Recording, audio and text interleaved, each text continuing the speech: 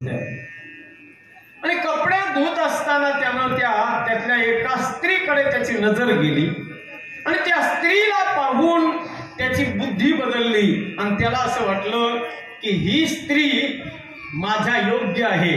एवढी सुंदर स्त्री जर मला अगोदरच भेटली असती तर मी संन्यास दीक्षा घेतली नसती. पण तरीही म्हणलं आता एकदा डेअरिंग करून बघू. गेला भांडे महाराज तिथं त्या स्त्री जवळ आणि त्या माऊलीला म्हणू लागला, तुम्हाला जर वाईट वाटणार असेल तर एक गोष्ट बोलू. ती म्हणली आधी बोला म्हणे बिंदास्त. मग हा सांगू लागला म्हणे मला तुमच्या बरोबर लग्न करण्याची इच्छा झाली. कोण सांगते? संन्यासी बाबा साधू महात्मा म्हणतोय मला तुमच्या बरोबर लग्न करण्याची इच्छा झाली. ती म्हणली of course I am always ready. मी तयार आहे कधीही तुमच्यासोबत लग्न करायला. पण माझी एक अट आहे, माझी शर्त आहे. काय अट आहे म्हणे तुमची? भगवानराव तिने सांगितलं एक काम करा, तुमचा जो हा साधूचा वेश आहे तो काढावा लागेल. अंगावरची भगवी वस्त्र काढावी लागतील, जटाबिटा सगळं क्लीन करावं लागेल आणि सुंदर हँडसम माणसाप्रमाणे बनून अगदी tie shirt pant T shirt बढिया शर्टिंग करून इन बिन करून तुम्हाला यावं लागेल.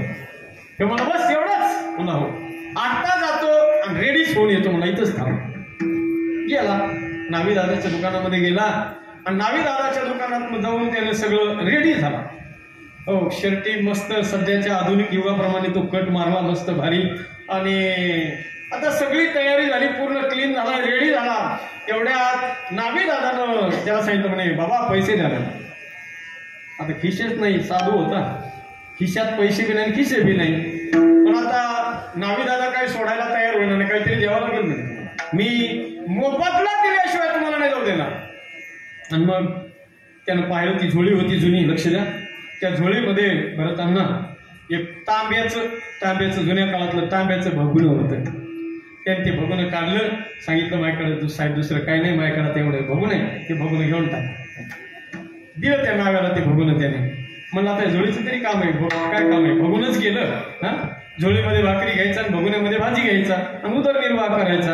आता भगुनच गेलं तर झोळी ठेवून तरी काय करायचं? मग झोळी बी दिली टाकून आणि निघाला सज्जन. आला नदीवर आला, येऊन पाहत होतं ती बाई कशाला राहिली तिथे.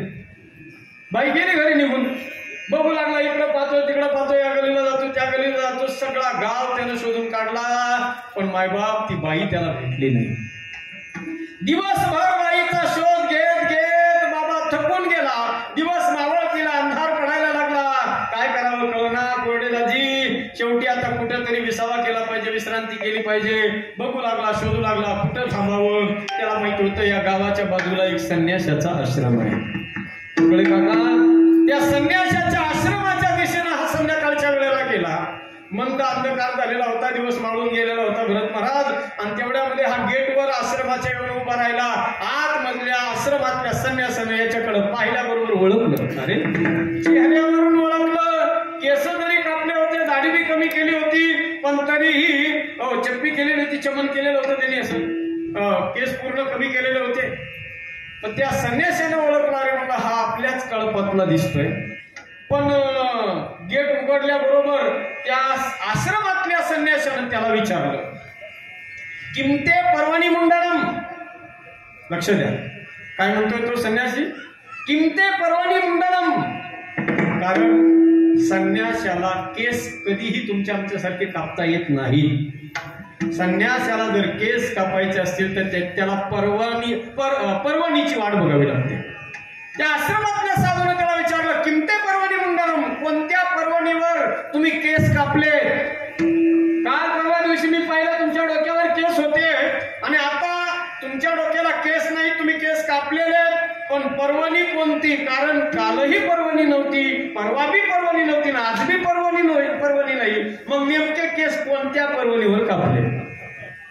त्यावेळेला यानं उत्तर द्यायला सुरुवात केली. नाना हा म्हणू लागला, पर्वणी ऐकायची का तुम्हाला? म्हणला ऐका. आणि मग तो पर्वणी सांगू लागला, सज्जन ऐका.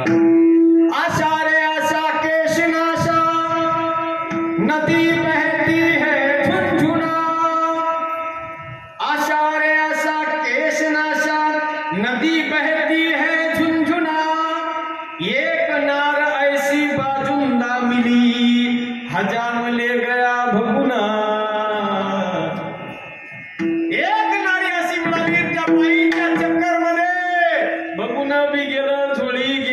सगळंच गेलं, तेल गेलं, तूप गेलं. विठ्ठला विठ्ठला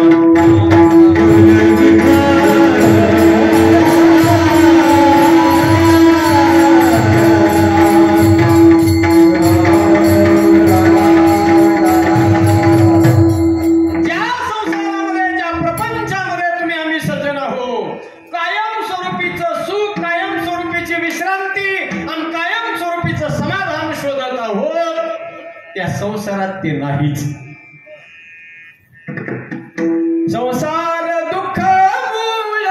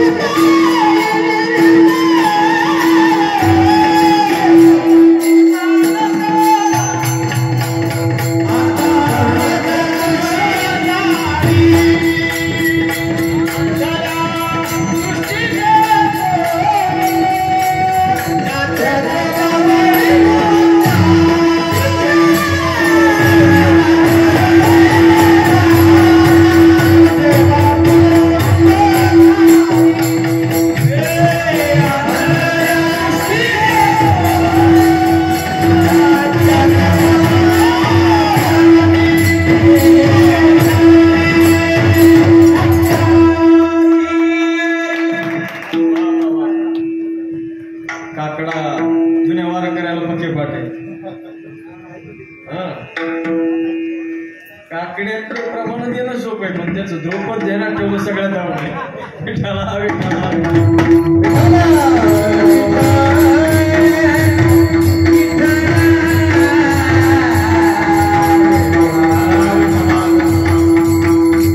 आयुष्यामध्ये केवढीही जरी उलटापालट केली ना सज्जन होते, इथं समाधान नाही बा.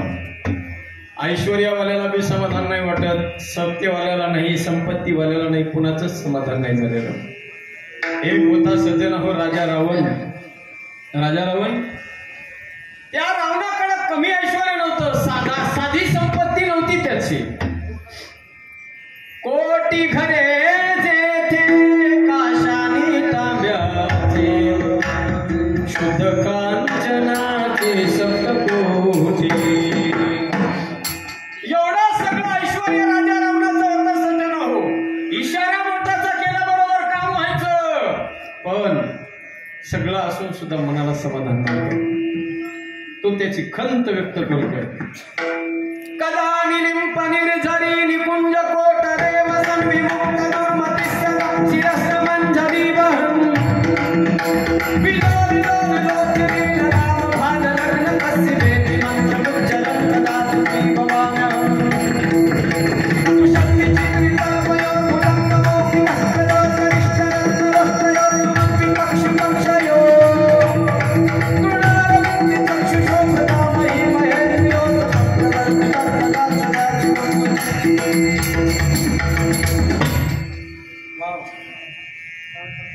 सदा शिवम भजाम्यहम. काय म्हणतो राजा रावण आहे का?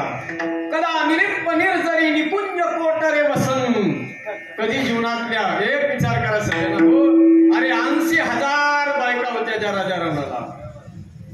त्या पंचकन्येमध्ये या राजा रावणाच्या पत्नीचं नाव आहे सज्जन हो. जगातल्या विश्वसुंदरीमध्ये टॉप 10च्या लिस्ट मध्ये याच्या बायकोचं नाव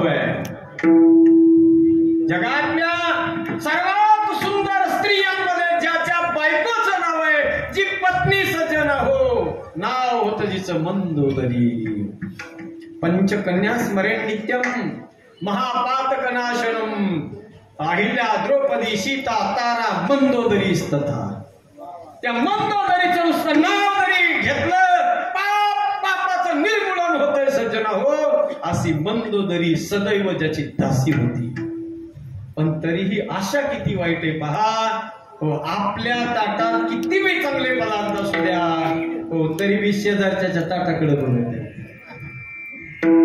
सगळ्यात मोठी रामायण आपल्याला हे शिकवते सज्जन मी म्हणेल ज्याला हे जीवन जगणं जमलं ना आयुष्यात त्याला कुणीच मागं खेचू शकत नाही प्रॅक्टिकली आपल्याला हे जगता आलं पाहिजे राजा रावणाकडे 80,000 पत्न्या होत्या त्यातली प्रमुख पट्टर आणि मंदोदरी असताना देखील माझ्या जानकी मातेकडं कुदृष्टीने वाईट दृष्टीने पाहण्याची हिंमत त्याला केली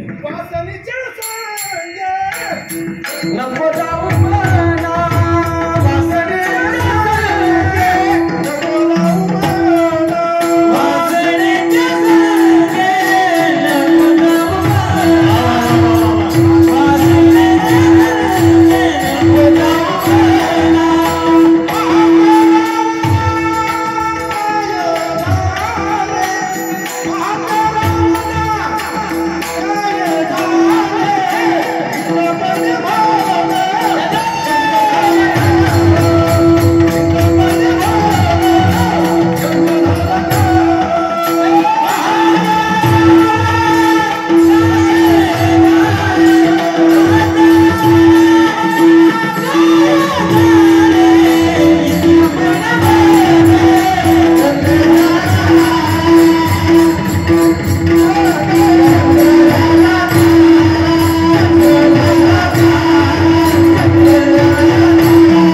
वासनेच्या संगे नको जाऊ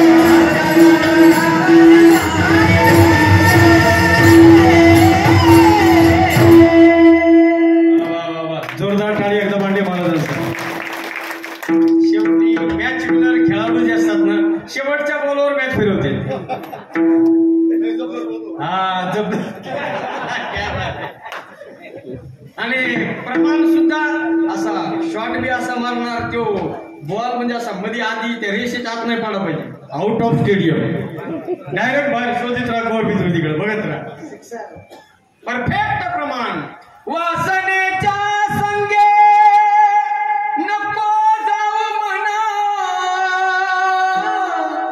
पहाट्या रावणा काय झाले पहाट्या रावणा काय झाले रेड सिग्नल संतांनी लावून दिला रेड सिग्नल या वासना इच्छा अपेक्षा कामना तृष्णा या सगळ्या एकच आहे बहिणी बहिणीच आहे सगळ्या या खानवाट्यात कोणाच्या बिनादी लागलं की बरबादीच आहे संतांनी रेड सिग्नल दिला अरे आपली 10 एकर 25 एकर 50 एकर काहीच नाही किरकोळ गोष्टी आहेत राजा रावणासारखा माणूस हे करीन ते करीन म्हणणारे माणसं मंत्र्याला मॅनेज करीन कॅबिनेट मंत्री आपल्या खिशात म्हणणारे माणसं पण सगळ्यांना इंडिकेटर दिलंय किती वेळ तुम्ही आयुष्यात मोठे असला तर राजा रावणापेक्षा जास्त श्रीमंत असू शकत नाही शेवटी त्याला सुद्धा धुळीला मिसळावं लागलंय कशामुळे फक्त आणि फक्त वासना पूर्ण नाही झाली खऱ्या अर्थानं ही वैषयिक वासना जीवनात पूर्ण होत नाही लक्षात घ्या 2 प्रकारची वासना आहे एक वासना आहे वैषयिक वासना आणि दुसरी वासना आहे भगवत वासना वासनाच करायची नाही का ना वासनाच करायची ना तर देवाची केली पाहिजे ती वासना फार मंगल आहे बघा तिची दुर्गंधी येत नाही तिचा सुगंध आहे त्या वासनेचा सुगंध आहे आणि वैषयिक वासना किती बी घ्या ती संपत्ती पूर्ण करू शकत नाही माणसाची इच्छा विठाला विठाला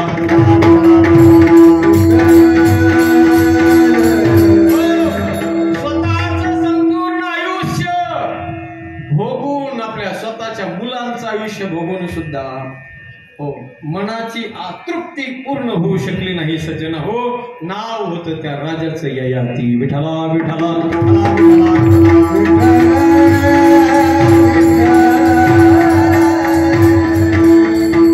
माणसाला वाटतंय, फक्त वाटतं आपल्याला सज्जन थोडस कम मिळालं, 5-25 एकर जमीन झाली, एखादा चांगला बंगला झाला, त्याच्या समोर एखादी फोर व्हीलर लावली, 5-50 लाख रुपये बॅलन्स आपल्या नावावर झाला की माणसाला वाटतं आता बस आपल्या सगळ्या इच्छा अपेक्षा पूर्ण झाल्या.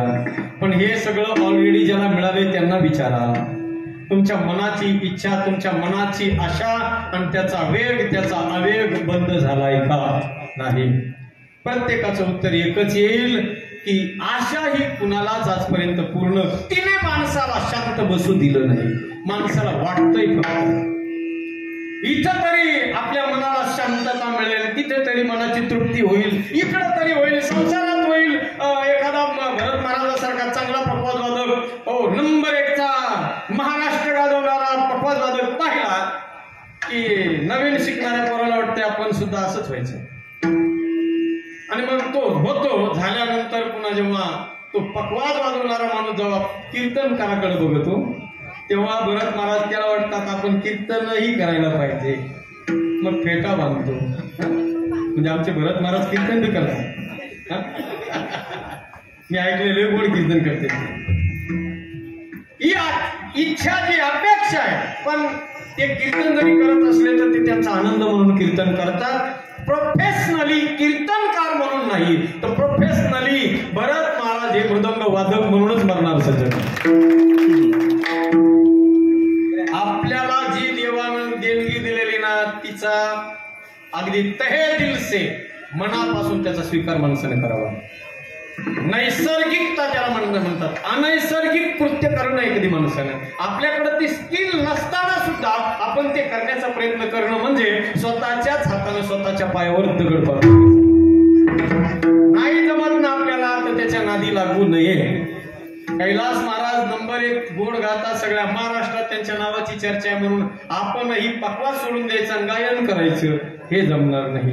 आता कित्येक पखवाज वादक आमच्यातले सुद्धा पखवाज वाजवायचं सोडून चांगले हात होते, पण पखवाज वाजवता पखवाज दिला सोडून मला कीर्तनातच चांगलं काय म्हणतात त्याला बेनिफिट्स नाही शब्द वापरायचा मला, करिअर आहे. हा शब्द छान आहे. मला तर प्रॉफिट बी माझ्या डोळ्यासमोर शब्द होता पण तो वापरायचा नव्हता मला. पखवाजामध्ये करिअर करण्यापेक्षा कीर्तनात मला करिअर करायचंय. अर्ध करिअर खालास झाल्यावर विचार करतात माणसं. म्हणजे हे बी नाही ते बी नाही अशा अवस्थेला मध्यभागी भोगावे ना त्यागावे आणि मध्यभागी विभागावे अशा अवस्थेला येऊन पोहोचल्यानंतर डिसिजन घेतो माणूस कीर्तनकार व्हायचे. मला सांगा कसं जमत? दही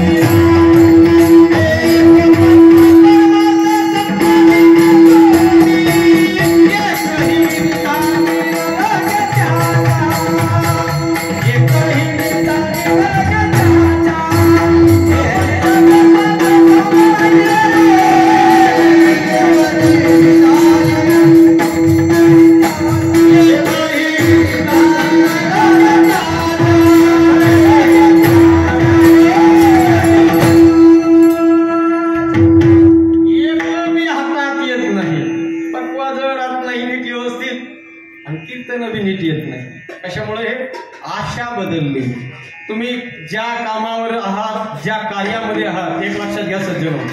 आता तुम्हाला एक सगळ्यांना माहिती असेल, झोमॅटो नावाची कंपनी आहे, सगळ्यांना माहिती, शहरात राहणाऱ्या लोकांना. ते पार्सल मागवतात माणसं हॉटेलमधून भोजन. झोमॅटो नावाची कंपनी आहे. त्या झोमॅटो नावाच्या कंपनीच्या मालकाला पहिलं गिराईक तब्बल 9 महिन्यानंतर मिळालं होतं. कंपनीचं ऑफिसचं ओपनिंग झाल्यानंतर. नाना व्यावसायिक क्षेत्रातली माणसं आहेत तुम्ही, किती दम धरावा लागतोय बघा, लक्षात घ्या. आपल्या व्यवसायामध्ये, आपल्या कामामध्ये दम धरावा लागतोय, त्याच्यावर विश्वास ठेवावा लागतोय. हे करू का, ते करू का, कोणतंच हाताला येत नाही. तब्बल 9 महिन्यानंतर सज्जन पहिलं कस्टमर आलं, पहिलं कस्टमर. आणि आता सद्यस्थितीला झोमॅटो नावाची कंपनी फूड अन्न पुरवठ्याच्या क्षेत्रामध्ये सध्या नंबर 1 ची कंपनी आहे. सध्या 1 नंबरची कंपनी. फक्त आपली जी इच्छा आहे तिच्यावर बुरड घालावं लागते. माणसाला वाटतं इथं तरी मिळत पण नाही. लक्षात घ्या, रस्त्यानं चालणाऱ्या माणसाला वाटतंय आता चालून फार थकलोय, उन्हाचा अकल पार आहे, जरा आता एखादं चांगलं झाड सापडलं, त्याच्या खाली जरा चांगलं थंडगार प्यायला ताक मट्टा मिळाला तर बरं होईल, असं वाटतं ना वाटतं. तेवढ्या चालून थकलेला असतो तो, पुन्हा त्या झाडाखाली जाऊन थांबतो. मग तिथं झाडाखाली जाऊन उभा राहिला, बऱ्याच वेळ उभा राहिला. आता उभा राहिल्यावर तिथं तरी त्याला बरं वाटलं पाहिजे ना, तिथं तरी विश्रांती वाटली का पाहिजे, नाही आराम वाटला पाहिजे. पण उभं राहून सुद्धा आराम मिळत नाही. 2 घंटे जर आमच्या कीर्तनामध्ये काळकरी मंडळी उभा राहिले तर त्यांना असं वाटतं आता कधी महाराज कीर्तन सोडते तर कधी बसायला मिळते. म्हणजे उभं राहण्यामध्ये विश्रांती नाही, बसण्यामध्ये विश्रांती असं वाटते. मग बसणाऱ्याला विचारा, बसणारे म्हणतात नाही. आता कीर्तन कधी संपते, कधी एकदा पंक्ती बसतात आणि कधी इथून उठून निघतो. म्हणजे बसणाऱ्याला वाटतं बसण्यामध्ये विश्रांती, पण ती बसण्यात नाही, उभं राहण्यात विश्रांती आहे. का घरी जाऊन झोपण्यात विश्रांती. झोपणाऱ्याला विचारा, झोपणारा म्हणतो झोपण्यात विश्रांती नाही. एखादा माणूस 2 दिवस जर त्याला हॉस्पिटलमध्ये ऍडमिट केलं, 2 दिवस जर बेडवर झोपवला तर त्याला वाटतं आता कधी डॉक्टर एकदाची सुट्टी देते तर कधी इथून एकदा मी पळतोय. झोपणाऱ्याला वाटतं चालण्यात विश्रांती, चालणाऱ्याला वाटतं उभा राहण्यात विश्रांती, उभा राहणाऱ्याला वाटतं बसण्यात विश्रांती, बसणाऱ्याला वाटतं पुन्हा झोपण्यात विश्रांती. विश्रांती नाही कोठे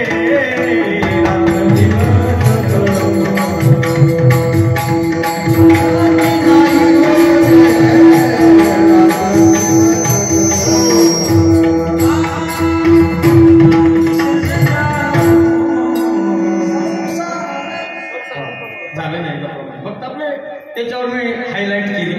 विश्रांती नाही कोठे रात्रंदिवस तळमळे. विश्रांतीच नाही. पण लक्षात घ्या सज्जनो, या आयुष्यामध्ये, या प्रपंचामध्ये, या भौतिक जगामध्ये विश्रांती कुठंच नाही. फक्त आपल्याला वाटतंय आपण जर पद्धत बदलली तर आपल्याला आराम मिळेल. बरोबर? बसल्या सुद्धा बघा तुम्ही, माणसं 2 घंटे कीर्तनात एका आसनात बसत नाहीत. बरं चाललं, तुमचं नामचं अवघड काम आहे. आपण जसं उभं राहिलो तिथंच उभं राहावं लागते, तुम्ही जिथं बसले तिथंच बसावं लागते. यांचं तसं नाही. रामदेव बाबाला मागे टाकते, तितके आसनं बदलते 2च घंट्यात. कुणी गुडगावर करीन, कुणी पायवर करीन, एखादं पायच लांब होते, कुणी बघूनच करते, चुडी करते, आपल्या पद्धतीने स्वइच्छेने. 2 घंटे एका आसनात बसू शकत नाही तुम्ही. आम्हाला 4-4 घंटे बसायची सवय. 2 घंटे मनुष्य एका आसनात राहू शकत नाही का? पद्धत बदलली की माणसाला वाटते आराम मिळेल. जरा पाय वर केला की आराम मिळेल, पाय लांबवला की आराम मिळेल. हे पद्धत बदलली, आराम नाही. एक उदाहरण मी नेहमी सांगत असतो. अण्णा ऐका, एक माणूस त्याने चोरी केली, आणि चोरी केल्याबरोबर पोलिसांनी त्याला रेड हँड पकडला, पोलीस स्टेशन मध्ये नेला, बोकळे काका.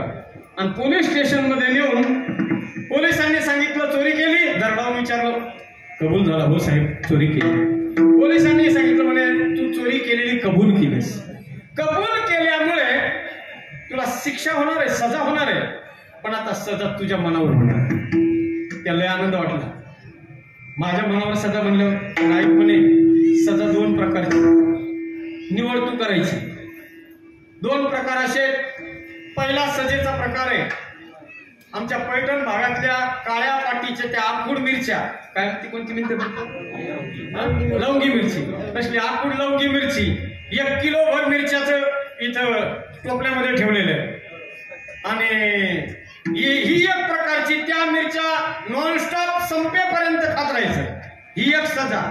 आणि दुसरी सजा, कोल्हापूरवरून पैलवान आणले, त्या पैलवानाच्या हातचे 10 दंडे पाठीत खायचे. सजा तुझ्या मनावर आहे, निवड तू कर. तुम्हाला काय करावं? कैलास महाराज त्यांनी विचार केला, मार खाणं जरा अपमानाची गोष्ट आहे, मिरच्या काय मला खायचीच गोष्ट आहे, पण नाव थोडं होईल थोडासा त्रास, पण साहेब मला मिरच्या खातो, असला मिरच्या खायला. भरताना असं एक बदका भरून त्याने मिरच्या घेतला, तोंडात टाकल्या मिरच्या, पहिला घास खाल्ला, तिखट जाळ मिरच्या सज्जन हो, दोन्ही डोळ्याला गंगा जमुना सुरू झाल्या, हो केस सगळे असे टाईट झाले त्याचे. मिरच्या खाण्याचा परिणाम इतक्या तिखट जाळ मिरच्या, त्याने विचार केला पहिलाच घास खाल्लाय तर इतकी भयंकर आग आणि इतका त्रास व्हायला लागलाय, हे सगळं बघून संपुष्ट करतं, जिवंत राहत नाही. मला साहेब मिरच्या नाही खात, मला आता दंडेच खातो. आणला पैलवान बोलून. पैलवान का साधा थोडा होता तो आपल्याकडचा, कोल्हापूरचा पेशल बोलून आणलेला होता.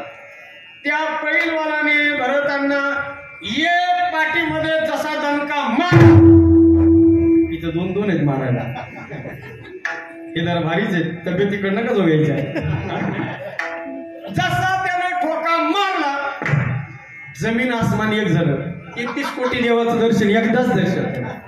त्यानं विचार केला, नाही म्हणला पहिला ठोका जर इतका पॉवरफुल आहे, 10व्या ठोक्यापर्यंत जिवंत राहत नाही. मला साहेब मिरच्याच खातो. मिरच्या खाल्ल्या तरी बी त्रासच आहे बघा ना, आणि दंडे खाल्ले तरी बी त्रासच आहे, पाय लांबले तरी बी त्रासच आहे, मांडी घातली तरी बी त्रासच आहे, उभं राहिलं तरी त्रासच आहे, आणि घरी जाऊन झोपलं तरी बी त्रासच आहे. म्हणून संतांनी सांगितलं, बाबांनो या संसारात विश्रांती नाही, फॉर्मॅलिटी चेंज करीत राहा, काही फरक पडणार नाही, पण मनाला खरं समाधान नाही. खरं समाधान जर पाहिजे असेल तर केवळ आणि केवळ भगवंताच्या चरणाजवळ आहे, देवाच्या चरणाजवळ समाधान आहे. एरवी संसारामध्ये तुम्ही आपल्या मनाला कितीही वशमध्ये कंट्रोलमध्ये आणण्याचा प्रयत्न करा, ते मन तुमचं कंट्रोलमध्ये येणार नाही. पण एकदा का त्या भगवंताचे चरण त्या मनानं पाहिले की मग ते कुठंच जाणार नाही. कैलास महाराज आता कोठे धावे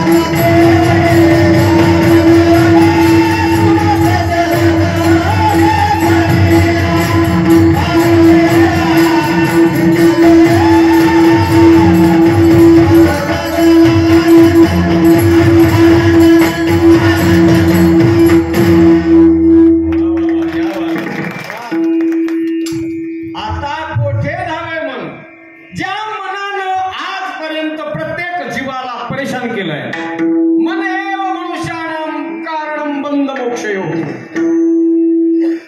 बहुत चंचल चपळ जाता येता त्या मनाला ज्या वेळेला तुकोबारा म्हणतात देवाच्या चरणावर आम्ही समर्पित केलं. सगळं धांडवलेली वने पाहिली पुराणे धांडवलेली वने सगळं सारी दुनिया फिरली पण मनाला मात्र कुठंच आराम मिळाला नाही. आराम नाही, विराम नाही, विश्राम नाही. पायी स्थिरावले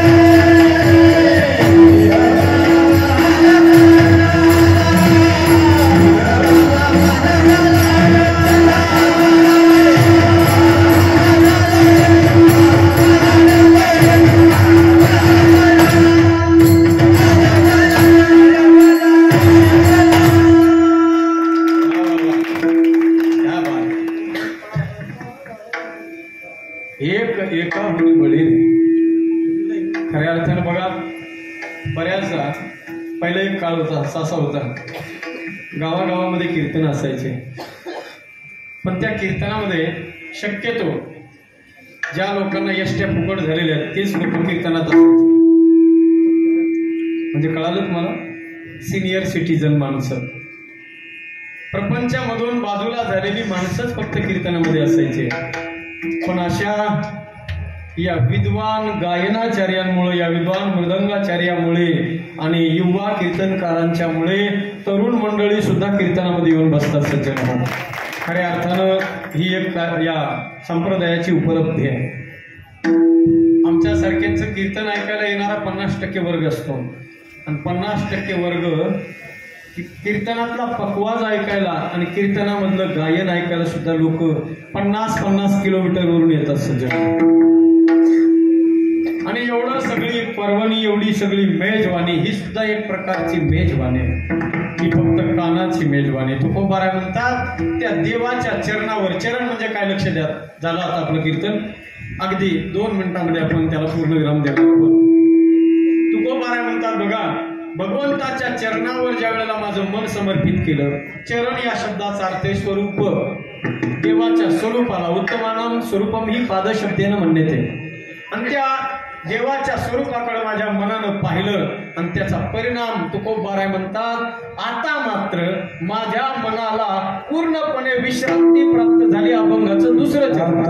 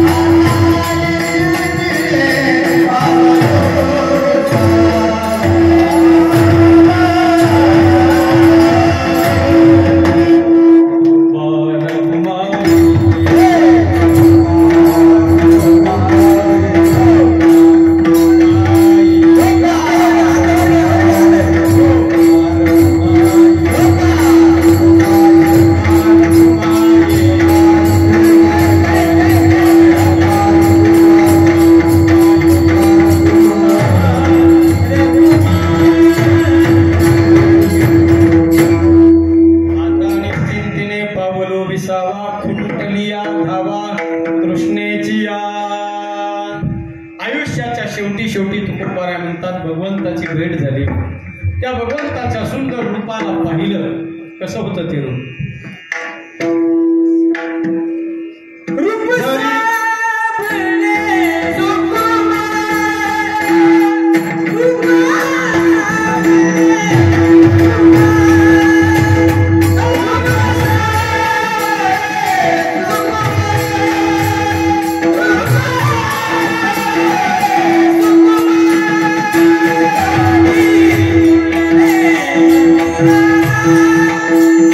I'm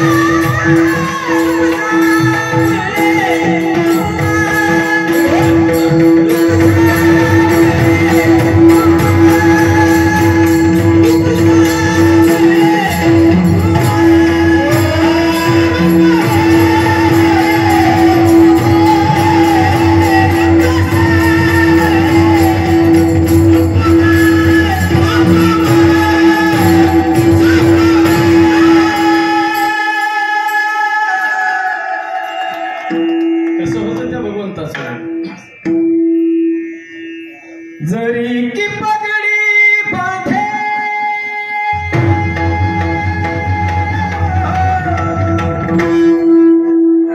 जरी की पगडी बांधे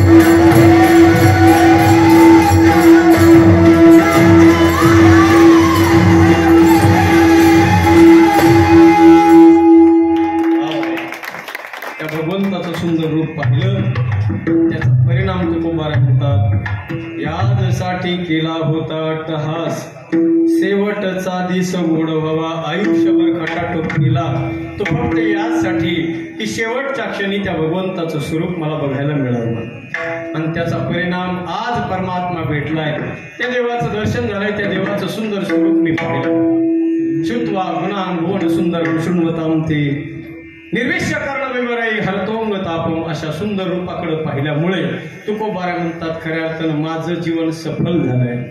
कौतुक वाटे झाली यावेचाचे नाम मंगळाचे तिने गुणी. आता कुणी कितीही बी आणि केवढी बी ऑफर देऊ द्या, या जगातली आता मला ऑफर मान्य नाही. एवढंच नाही, योगी मुनी ध्यान ज्या भगवंताचं करतात, हिमालयाच्या गिरीकंदरामध्ये बसून हजारो वर्ष तपश्चर्या करून सुद्धा जे मिळवण्यासाठी, जो मोक्ष मिळवण्यासाठी मुनी लोक, साधू लोक धडपड करतात, ते मोक्ष जरी माझ्या पायावर आणून टाकला तरी त्याची आता मला गरज नाही. तुगा मने मुक्ती पडलेली नोवारी, तुगा मने मुक्ती पडलेली नोवारी, तुगा मने मुक्ती पडलेली नोवारी, तुगा मने मुक्ती पडलेली नोवारी, तुगा मने मुक्ती पडलेली नोवारी, तुगा मने मुक्ती पडलेली नोवारी, तुगा मने मुक्ती पडलेली नोवारी.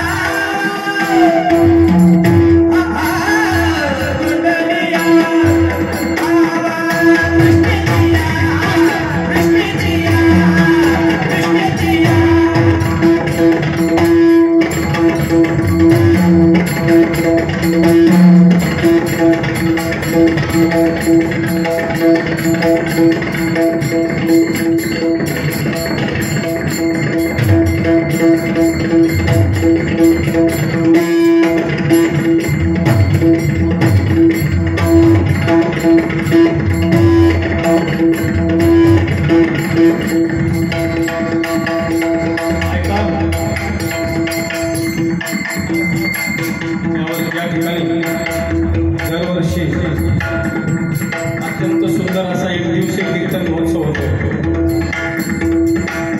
परंतु सगळ्या महाराष्ट्राची मागणी असल्यामुळे प्रत्येक वर्षी भरत महाराज आपल्याला भेटत नाही. पण यावर्षी आदरणीय वैकुंठवासी बाबूराव बाळाजी सातपुते यांच्या 12व्या पुण्यस्मरणाच्या निमित्ताने ही सगळी मांदी यादी या ठिकाणी उपस्थित आहे. या कार्यक्रमाचे संयोजक आदरणीय नारायण बापू सातपुते यांची दरवर्षी इच्छा असते की उभ्या महाराष्ट्रामध्ये युट्यूबच्या माध्यमातून भरत महाराजांच्या गावी गळाटवाडी या ठिकाणी झालेलं शिवतांडव भरत महाराज आतापर्यंत कमीत कमी 10 लाख लोकांनी त्याला पाहिले. 10 लाख लोकांनी ते मी गायलेले भरत महाराजांनी वाजवलेले. बापूंची इच्छा असते की कीर्तन कोणतं बी असू द्या कधी बी असू द्या त्या कीर्तनामध्ये शिवतांडव झालं पाहिजे. आणि तुम्हा सगळ्या श्रोते सज्जनांच्या आशीर्वादाने महाराष्ट्रामध्ये हे शिवतांडव कोणी म्हणत नाही. भगवान शंकराचं हे शिवतांडव